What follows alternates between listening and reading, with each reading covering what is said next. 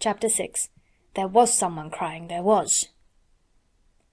The next day the rain poured down in torrents again, and when Mary looked out of her window the moor was almost hidden by grey mist and cloud. There could be no going out to-day. "What do you do in your cottage when it rains like this?" she asked Martha. "Try to keep out from under each other's feet mostly," Martha answered. There does seem a lot of us then. Mother's a good-tempered woman, but she gets fair moithered. The biggest ones goes out in the cow-shed and plays there. Dickon, he doesn't mind the wet. He just goes out the same as if the sun was shining. He says he sees things on rainy days as doesn't show when it's fair weather. He once found a little fox cub half drowned in its hole, and he brought it home in the bosom of his shirt to keep it warm. Its mother had been killed near by, and the hole was swum out and the rest of the litter was dead. He's got it at home now. He found a half-drowned young crow another time and brought it home too, and tamed it. It's named Soot, because it's so black, and it hops and flies about with him everywhere. The time had come when Mary had forgotten to resent Martha's familiar talk. She had even begun to find it interesting, and to be sorry when she stopped or went away. The stories she had been told by her ayah when she lived in India had been quite unlike those Martha had to tell about the moorland cottage which held 14 people who lived in 4 little rooms and never had quite enough to eat. The children seemed to tumble about and amuse themselves like a litter of rough, good-natured collie puppies. Mary was most attracted by the mother and Dickon. When Martha told stories of what mother said or did, they always sounded comfortable. "If I had a raven or a fox cub I could play with it," said Mary, "but I have nothing." Martha looked perplexed. "Can thou knit?" she asked. "No," answered Mary. "Can thou sew?" "No." "Can thou read?" "Yes." "Then why doesn't thou read something, or learn a bit of spelling? Thou'st old enough to be learning thy book a good bit now."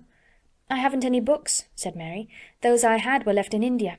"That's a pity," said Martha. "If Mrs. Medlock had let thee go into the library, there's thousands of books there." Mary did not ask where the library was, because she was suddenly inspired by a new idea. She made up her mind to go and find it herself. She was not troubled about Mrs. Medlock.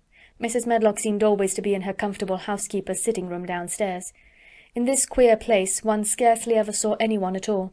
In fact, there was no one to see but the servants, and when their master was away they lived a luxurious life below stairs, where there was a huge kitchen hung about with shining brass and pewter, and a large servants' hall, where there were 4 or 5 abundant meals eaten every day, and where a great deal of lively romping went on when Mrs. Medlock was out of the way. Mary's meals were served regularly, and Martha waited on her, but no one troubled themselves about her in the least. Mrs. Medlock came and looked at her every day or two, but no one inquired what she did or told her what to do. She supposed that perhaps this was the English way of treating children. In India she had always been attended by her ayah, who had followed her about and waited on her hand and foot. She had often been tired of her company. Now she was followed by nobody, and was learning to dress herself, because Martha looked as though she thought she was silly and stupid when she wanted to have things handed to her and put on. "Hasn't thou got good sense?" she said once when Mary had stood waiting for her to put on her gloves for her. "Our Susan Ann is twice as sharp as thee, and she's only 4 year old. Sometimes thou looks fair soft in the head." Mary had worn her contrary scowl for an hour after that, but it made her think several entirely new things. She stood at the window for about 10 minutes this morning after Martha had swept up the hearth for the last time and gone downstairs. She was thinking over the new idea which had come to her when she heard of the library. She did not care very much about the library itself, because she had read very few books, but to hear of it brought back to her mind the 100 rooms with closed doors. She wondered if they were all really locked, and what she would find if she could get into any of them. Were there 100 really? Why shouldn't she go and see how many doors she could count? It would be something to do on this morning when she could not go out. She had never been taught to ask permission to do things, and she knew nothing at all about authority, so she would not have thought it necessary to ask Mrs. Medlock if she might walk about the house, even if she had seen her. She opened the door of the room and went into the corridor, and then she began her wanderings. It was a long corridor, and it branched into other corridors, and it led her up short flights of steps which mounted to others again. There were doors and doors, and there were pictures on the walls. Sometimes they were pictures of dark, curious landscapes, but oftenest they were portraits of men and women in queer, grand costumes made of satin and velvet. She found herself in one long gallery, whose walls were covered with these portraits. She had never thought there could be so many in any house. She walked slowly down this place and stared at the faces, which also seemed to stare at her. She felt as if they were wondering what a little girl from India was doing in their house. Some were pictures of children, little girls in thick satin frocks which reached to their feet and stood out about them, and boys with puffed sleeves and lace collars and long hair, or with big ruffs around their necks. She always stopped to look at the children, and wonder what their names were, and where they had gone, and why they wore such odd clothes. There was a stiff, plain little girl rather like herself. She wore a green brocade dress, and held a green parrot on her finger. Her eyes had a sharp, curious look. "Where do you live now?" said Mary aloud to her. "I wish you were here." Surely no other little girl ever spent such a queer morning. It seemed as if there was no one in all the huge rambling house but her own small self, wandering about upstairs and down, through narrow passages and wide ones, where it seemed to her that no one but herself had ever walked. Since so many rooms had been built, people must have lived in them, but it all seemed so empty that she could not quite believe it true.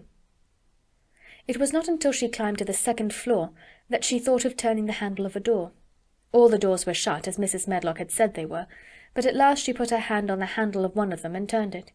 She was almost frightened for a moment, when she felt that it turned without difficulty, and that when she pushed upon the door itself, it slowly and heavily opened. It was a massive door, and opened into a big bedroom. There were embroidered hangings on the wall, and inlaid furniture such as she had seen in India stood about the room. A broad window with leaded panes looked out upon the moor, and over the mantel was another portrait of the stiff, plain little girl, who seemed to stare at her more curiously than ever. "Perhaps she slept here once," said Mary. "She stares at me so that she makes me feel queer." After that she opened more doors and more. She saw so many rooms that she became quite tired, and began to think that there must be 100, though she had not counted them. In all of them there were old pictures or old tapestries with strange scenes worked on them. There were curious pieces of furniture and curious ornaments in nearly all of them.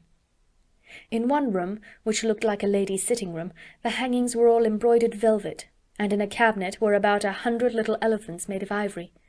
They were of different sizes, and some had their mahouts or palanquins on their backs. Some were much bigger than the others, and some were so tiny that they seemed only babies.